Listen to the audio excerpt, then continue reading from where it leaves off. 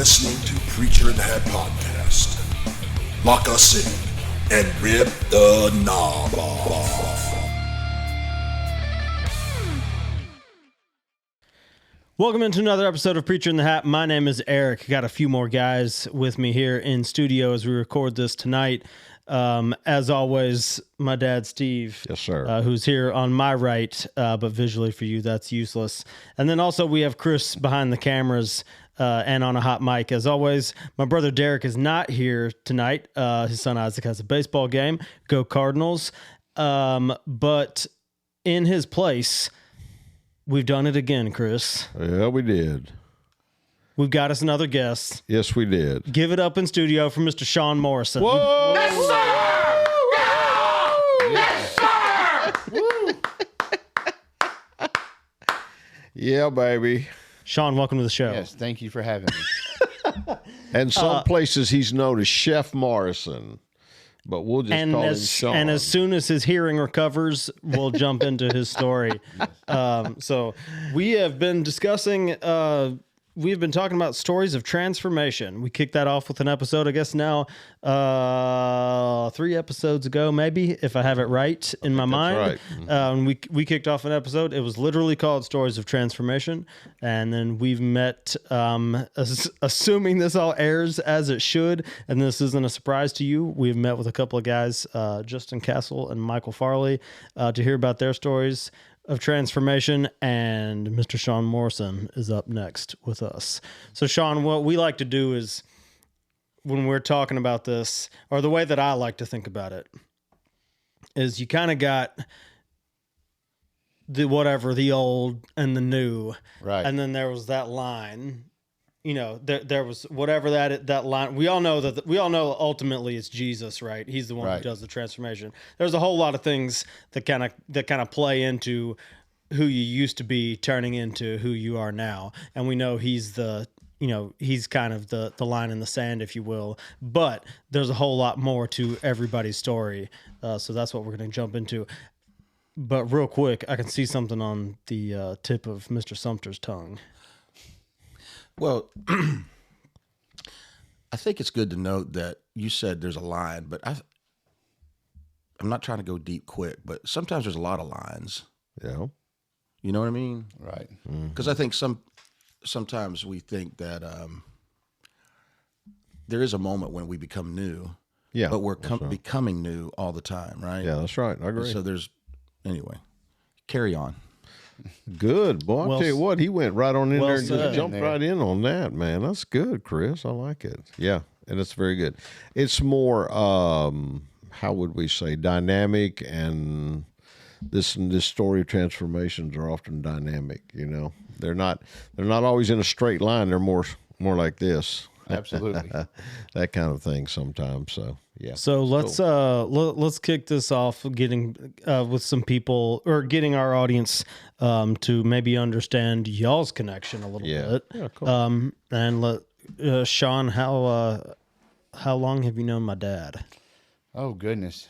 I want to say, 3 years now? Maybe longer? Yeah, but We we have had a connection we do. before. That's, We did have a years. connection. that's where we're going. Yeah, We go. got a strong connection. So we didn't know it was strong. That's true. When we met 3 years ago, you and I were talking one day in an office where we both worked at the Ark in Bessemer. And you looked at me and you said, I went to school in middle school. I rode a school bus with 2 girls that were named Longenecker. Hard to forget. It is hard. Wow. Right. And I thought, well, yeah. Yes, sir.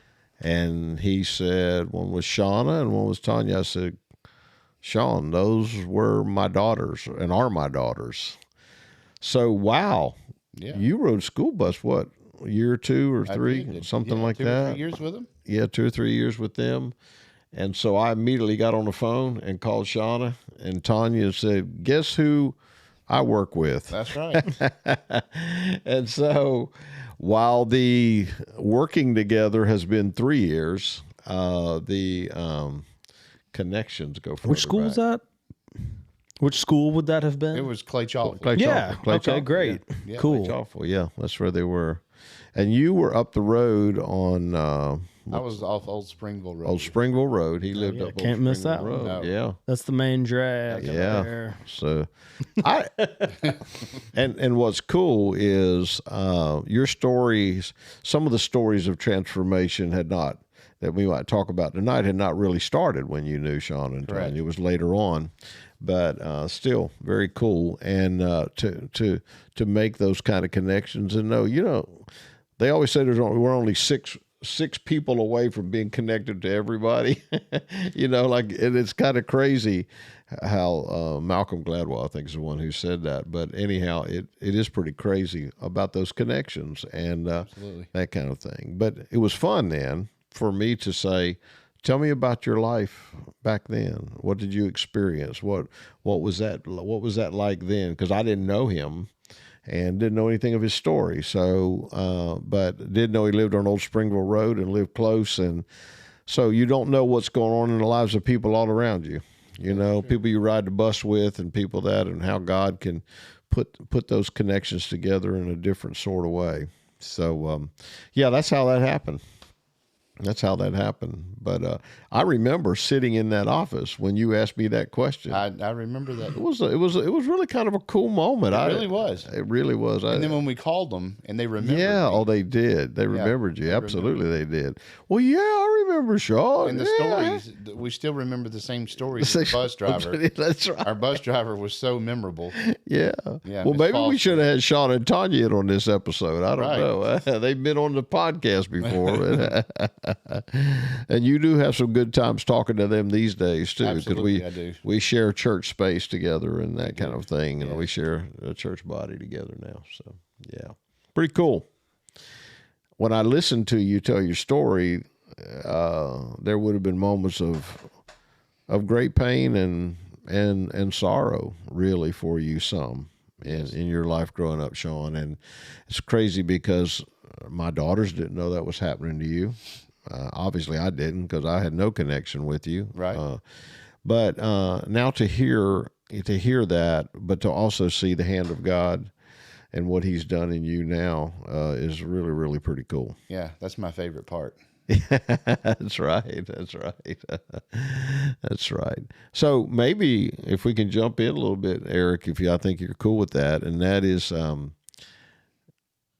you and I've talked some about together since the last several years about looking back at your life and seeing the hand of God in your life, even though you and your family were not walking with Him at that time. You didn't have a lot of exposure to hearing about God and that kind of thing. And so, as you think about that, Shawn, when you think about it now from your advantage now, and you look back at your story and at your life, Eric talks about before and after. Mm-hmm. He just said about that in the line and that kind of thing. Let's talk a little bit about going back. And now, since you see, and whatever it is you want to share, it's your business. Okay. But, as you look back now, what are some things that you say, oh, wow, even in the middle of some pretty bad stuff going on for me, this happened? Yeah. So a very traumatic childhood. Mm-hmm. A lot of emotional and physical abuse. Uh-huh. And then as I progressed in life, I first came to know the Lord, not very well, but through friends of mine in school. Okay. That were attending a Baptist church, and they said, come with us. Yeah. Right. And I said, well, cool. I'd love to hear this and see. Mm-hmm. Yeah. What Jesus is about. Yeah, right. Still not turning away from my devices, right. Alcoholism, pills, and stuff like that. But it was a good foot forward. Mm-hmm. I could see where the Lord was preparing me. Right. And I was, as I was coming to know Him more and more. Right. It was July 4th weekend, 1997, that I was coming home from a party. I was intoxicated and driving. Okay. And back then, they had phone booths on the corner. That's true. That's and, right. Yeah, that's right. Phones were actually connected to a cord, and you had to put a quarter in. I ran a red light and collided with another car and ended up rolling over 3 times on top of a phone booth. Wow. And there was a man inside. Wow. In the phone booth. And he was hurt pretty bad. It didn't kill him, but he was hurt pretty bad. And I can see that the Lord was with me then too. Yeah. You know, they say that the Lord's always with drunks and stupid people. So I was both of them. So I knew he was with me. Yeah. And I wish I had stopped then, but I didn't. It just Gotcha. progressed. And you Not were how old were you then? I was 17. 17. So you were quite young when that happened. Yeah. I guess there were some consequences behind that, huh? There were some consequences. I didn't have to go to jail, but I was arrested. Okay, got you. Yeah. So, but the Lord saw fit. He saw the bigger picture, and so, and you would think that would make me stop drinking, but it didn't. I see. I got you. It just went on. Also, so maybe we say that in stories of transformation, some people think, well, when you go through when you have to experience a consequence, or when something bad happens to you as a result of it, that'll change you. But that was not the case. And it's often not the case. Not the case. I had a lot more learning to do as I went through my high school years and college years.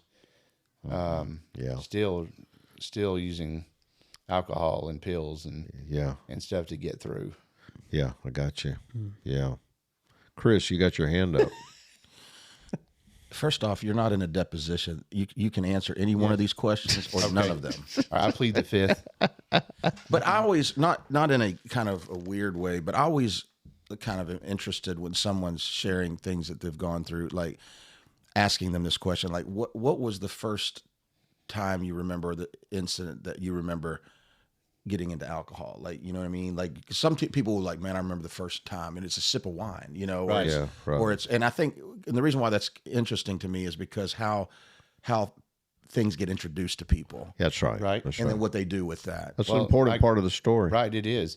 And my grandfather was in no way an alcoholic, but he loved to drink on Sundays when he grilled out every Sunday. Okay. And he would have scotch, and it just happened to be, I wanted to try it one Sunday with him, and how old were you? He let me. I think I want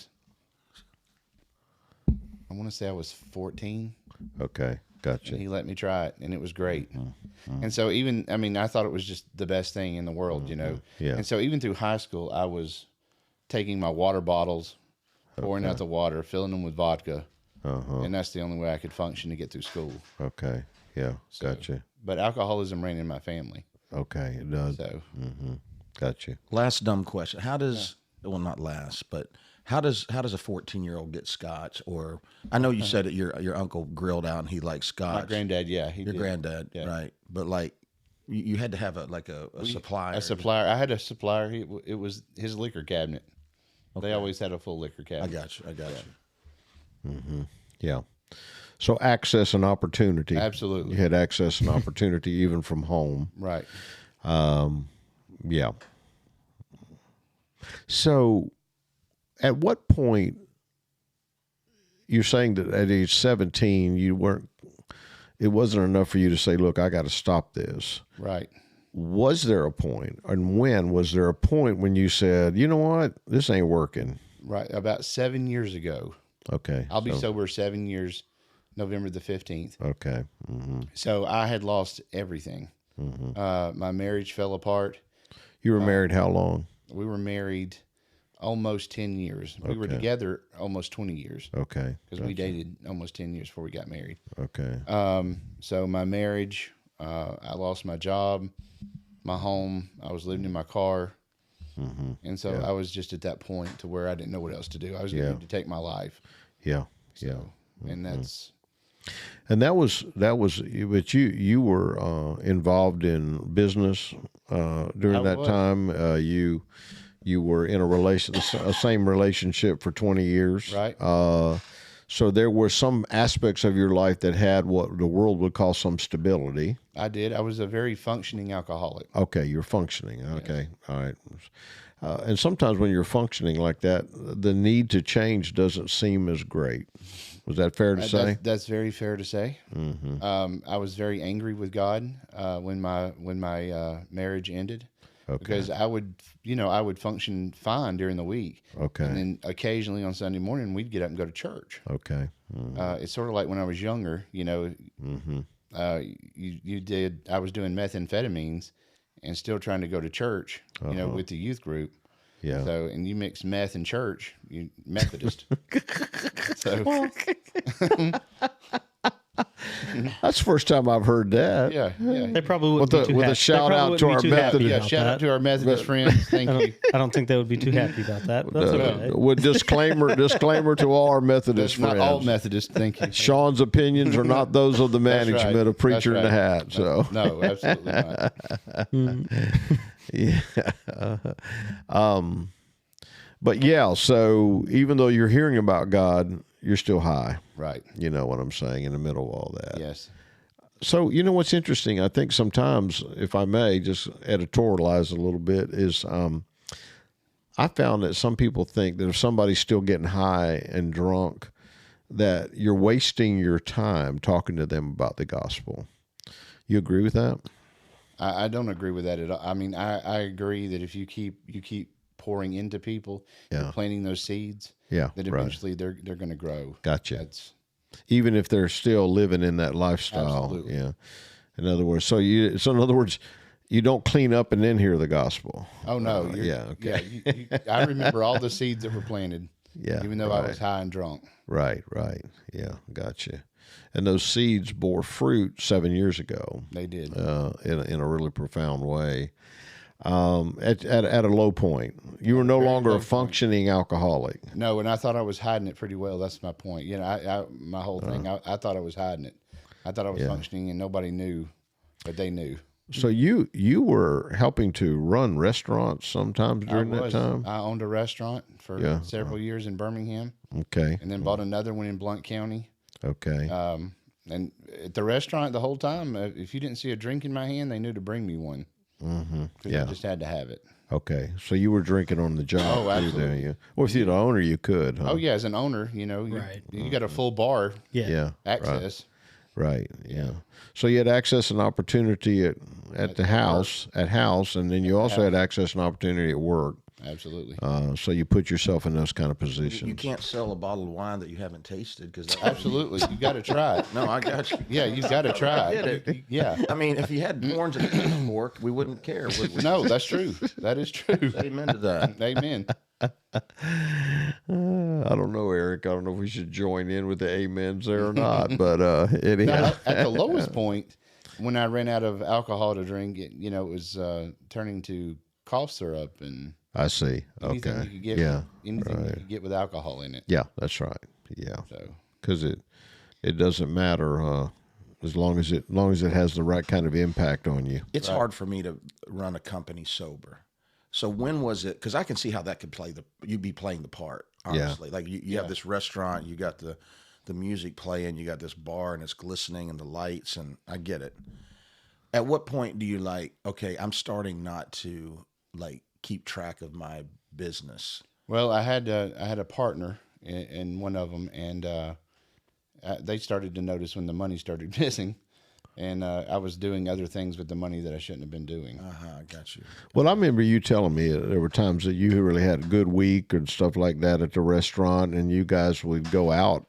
We would. The employees and yourself or whoever else, your partners, and y'all would go out and drink up whatever we would do more than drink up, but there was a very popular club in Birmingham that they all loved to go to. Yeah. Okay. So I would just join right in. Right.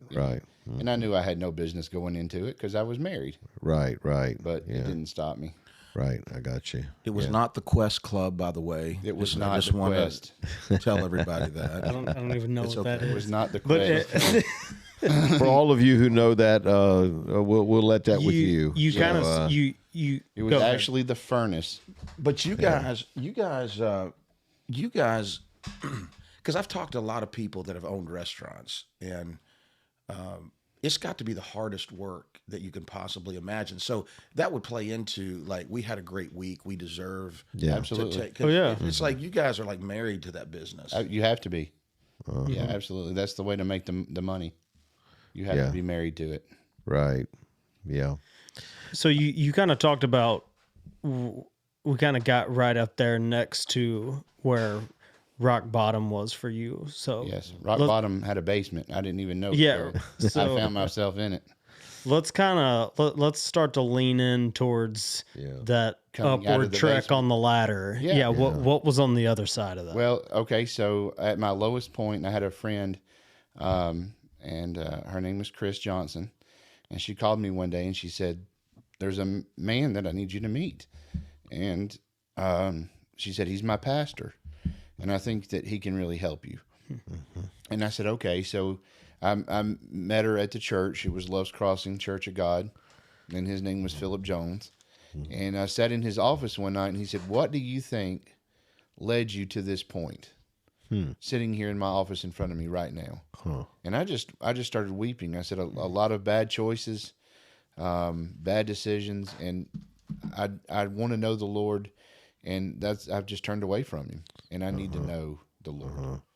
And he said, "Okay." He said, "I'll tell you what we've got. I've got a place for you to go for a week. 1 week. I'll let you stay there." He said, "But you got to be at my table every morning at 7:00 to dig into the Word." And he said, "If you'll meet me there every morning, you can stay." So in my addict mind, I'm still thinking, okay, I've got a week. I've got a place to stay for a week. I've got somewhere to sleep for a week.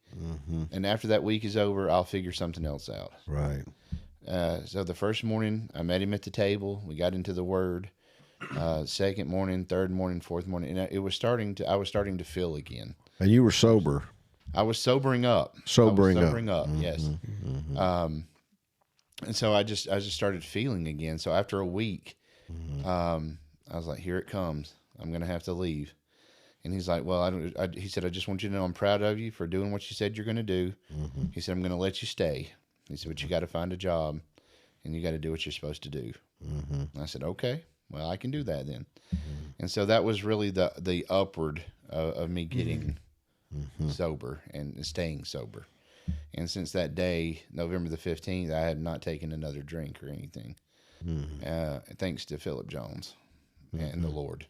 That's awesome. Yeah. You mentioned your friend that kind of made that connection for you. Yeah. What led to, so was this someone you were in close contact with? Like, it was. She knew my situation. Okay. And she would come. I was living in my car. She would come and bring me food, bring me blankets, because it was pretty chilly, some nights. And she was trying to help me out. And finally, she's like, "I'm just not helping you the way you need it." Did she live in Blount County too? She did.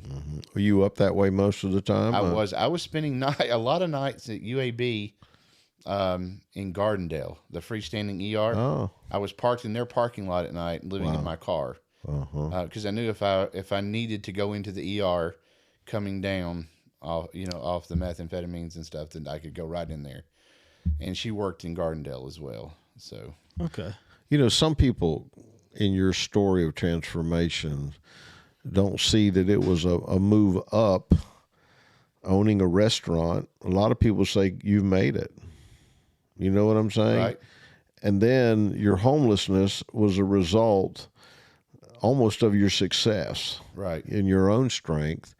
But you come at wit's end and you say, well, apparently my own strength is no longer going to get me through this alcoholism. It's not going to get me through. My life is a mess. Right. It's a wreck. So the person, I guess what I wanted to talk about that was we work with people that live in their cars, right, at our church now and so forth. Their stories are quite interesting because they're not a story of continual homelessness as a child, as growing up. Sometimes it's a result of what has happened over the years, and they've fallen from what was seen as a pretty high pinnacle in the business world and some other things.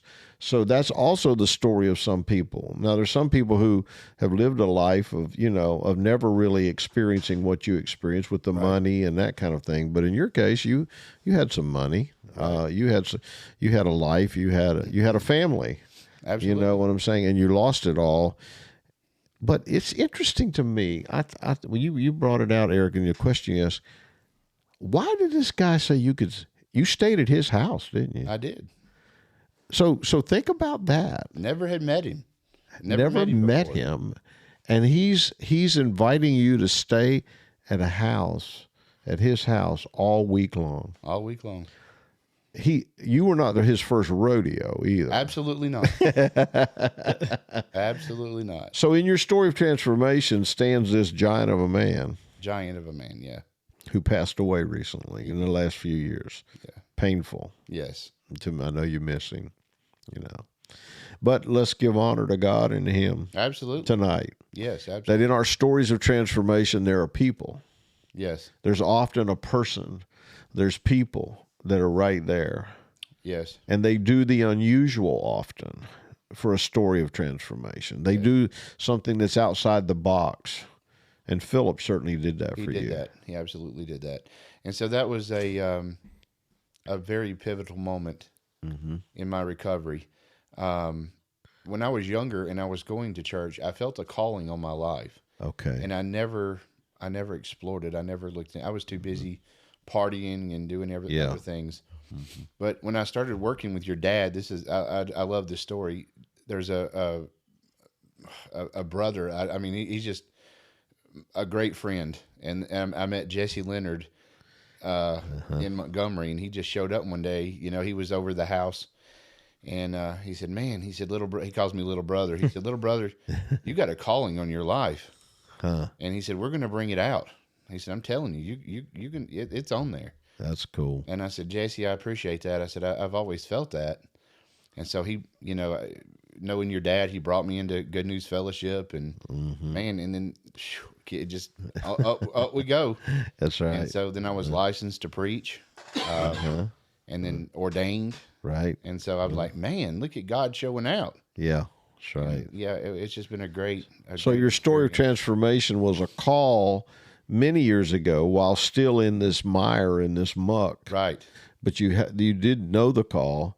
But then years later, after you're out of the mire and the muck on a personal way, the call is resurrected. Right. And That's cool. you said something about, like you think you're at your peak. You've got money. You've got a great restaurant that you own, a career, a family.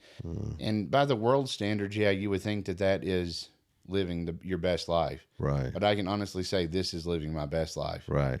What we get to do every day, ministering to people, the broken, and just telling people about the good news of Jesus. This is living the best life. Right. Yeah. I would trade that any day for the money and success. Yeah, that's right. So that's cool. Yeah. That's really time. cool. Yeah. So what did you learn from Philip that set you on this course 7 years ago? You studied the Bible with him every morning. Absolutely. But what did you learn from him? I know that you all did, help start Eagle's Nest. The Eagles or Wings. something. Yeah, Eagles Wings. I'm sorry, Eagles Wing. Yeah. Yeah. We started that. It's a 16-bed transitional. And you helped him start that, That very horse barn. It was a horse barn how about that? that he had sitting on his property that we transformed into a transitional house for men coming out of programs that just needed not a hand out but a hand up to get back on their feet. Right. And it's still going strong today. Yeah. And since then, we've added a thrift store and a ladies' house, a ladies' transfer. And you're still somewhat connected to them On a the little board. bit. On the board, Yes, just on the board. Yeah. So out of your relationship with Philip grew an opportunity to help other people too. Absolutely. The main thing I learned from him was if you can't help somebody, at least don't hurt them. Oh, interesting. Say that one more time. Yeah, I like that. And if you I need that. If you can't help someone, at least don't hurt them. Huh. I like that. Chris, that's good. Which might mean you might need to stay out of the room. Possible. You know what I mean? That's possible. Yeah. Now, I wanted to ask you something about Philip. I wouldn't know him if you showed me a picture of him, but it sounded like you were about to say, and I don't want to put words in your mouth, when he gave you 5 days or 10 days, you really weren't even interested in changing at that point. I wasn't. I was just interested in having a place to stay for a week. Yeah. Yeah, I had no idea what was in store. Because I think sometimes for me, the people that God has put in my life, I didn't get it until much, much later. Yeah, Until they right. were out of my life. Right. So Right. you may, and I'm about to put some words in your mouth. Just all slap right. them out That's if all you need right. to. But maybe he's teaching you because he's passed, right? Yes. So I wonder if it's even happening now as you look back. We just look like that, like we always look back sometimes and Right. learn. Like we learn way later, about when those moments, instead of really resting in those learning moments. Right. I mean, I had a friend like that, is what I'm saying, that would learn that way. That wasn't me. That's not you. You learn right away, but it's just your friends. Yeah. Friends. We understand that about Mr. Sumter. So, not just what did you learn, what should we learn from your story with Philip and how Philip invested in you? What would you tell me? What would you tell other people to say, here's something I learned from Philip that you should also learn? Well, by I'm my not saying story. that everybody you see on the street, bring them into your house for a week. I understand that. That people are because he didn't do that either. Right. Not everybody. Right, not everybody, but people. There's people out there that need to hear the good news of Jesus, and they're worth saving. And we should try to do that with everybody that we meet. I thought about it. He could have sent you somewhere. He could have. He could have said, go there, but he did more than just give money to help you get help. He did more. He invested in you personally. He did. And that's what, can I say what I'm drawing from it is really to make impact so many times. You cannot just help somebody. You have to invest Right. in That's what them. he said all the time. You invest Time. in people. Because he didn't just invest money. He had money. He had money. He was a successful businessman. successful You told me that. He was a pastor, but he was also very successful. business person. Yeah. But I remember you telling me that earlier. But the idea is that he still didn't just use what money he had and put you somewhere. He said, I'm going to invest in you. Absolutely. And that's the way he was with everybody. He did that. Put some skin in the game. He put some skin in I've the heard game. that somewhere. Skin in the game. I heard that somewhere I did recently. hear that somewhere. Yeah. Got some skin in the game. Yeah. Daniel had skin in the game. Is where I heard it from somebody preaching about Daniel. Yeah, some great from the preacher book of that I Daniel. know. Oh, is that right? No, that's what I heard. Another great giant of a man that I know. The idea that he would invest. Let's just stay there for just a moment. I know we're almost done, He did. but I like staying right there. Is investing time, energy. It's more sacrificial than just saying, I'm going to send you somewhere to get some help. Right. It reflects a willingness to sacrifice my own comfort level. Was he comfortable with you being there? Absolutely. That's crazy. It is. What about his wife? She was very comfortable with it as well. Isn't that crazy? You think about that. I know it. He didn't know you from Adam's house. He didn't know yet. me from the man in the moon. Was it Chris? I mean, was it Miss Johnson? Chris Johnson. She went to his church. Do you think he trusted her to some did. degree? did, absolutely. And so she had the connection with you. You said she was bringing stuff to you. Right. So he knew that there was a relational thing she was doing. Right. And so he was willing to add to it. I like this too. This is also something Absolutely. cool too, is that when it wasn't just him.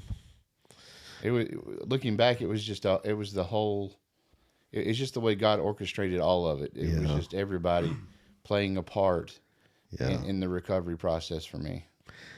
So Bishop Jesse is a part of your Man, team. I'm telling you, that's. I my get to brother be a from part of your another- team. Philip Yes. was a part of the team. His wife, Chris Johnson, and the list goes on. Yeah, Melissa Leonard. people like Mike Farrell years ago too. Oh man, Yeah. Mike Farrell. That's another show. He's the reason. Yeah, he's the reason that you and I met. That's exactly right. I I was working for the foundry, and he kept calling me saying, "I need you over here. I need you over here at the Ark."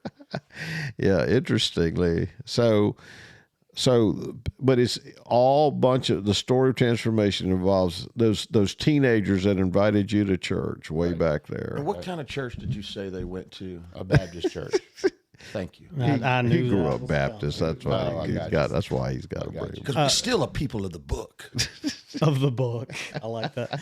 All right, Shawn. I wonder if you could do two things for me as we close. And I hate to put you on the spot. I'm gonna put you on the spot. So give me real quick if you could encourage 17-year-old Shawn right now. If you could go back and encourage 17-year-old Shawn, just based on how what the Lord has done, what he's done in your life, what would you say if you just had just a few seconds to whisper something in 17-year-old Shawn's ear? That is what a would great you, question. what After would you say? slapped him around a little bit. Man, yes, absolutely. I would encourage him and tell him just don't give up, that it's going to get better. Even though you're in the valley right now, that you're going to be on the mountain soon enough, and the Lord's going to be with you, and just wait to see what's coming. Yeah. Yeah. I bet he'd love to hear that. I know he would. He would have. He sure would have. But we're glad you're here. Yeah, I'm glad to be here. Yeah, and the final thing is, so you mentioned we'll go to 17-year-old Shawn again, and All right. his mission was get high however you can, get drunk however you can, party as much as you can, whatever. Shawn today, what's his mission? Oh, well, my mission today is so totally different, which I love. It's I'm just on my way to heaven, and I'm going to take as many people with me as I can. That's my goal. Wow. Bang. Bang. Shawn, we appreciate you, brother. Hey, I love you guys. Thank you, Thanks for Shawn. It's having me great. tonight. It's It's been great. Powerful story of transformation. For Steve and Chris, our special guest, Shawn Morrison, my name's Eric. This has been Preacher in the Hat. We'll see you next time.